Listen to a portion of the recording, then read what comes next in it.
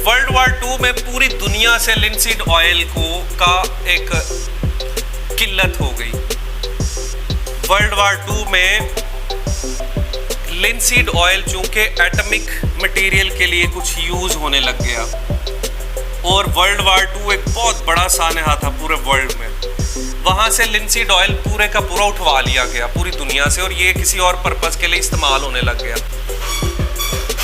अच्छा, world war to में जब लिनसीड ऑयल की किल्लत हो गई तब आर्टिस्ट्स को पेंटिंग बनाने, क्योंकि ये कई साल चला, तब पेंटिंग बनाने का मटेरियल ख़त्म हो गया और इन्होंने क्या किया, तब इन्वेंशन हुई ट्यूब्स की।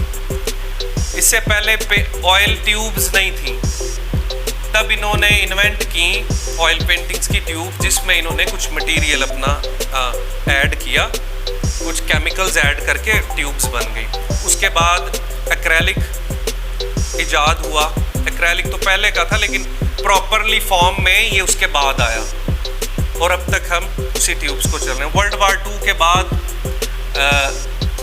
कोई इतना ज़्यादा रुझान नहीं रहा क्योंकि बहुत गैप आ गया, कोई 10-20 साल का आर्ट में गैप आ गया।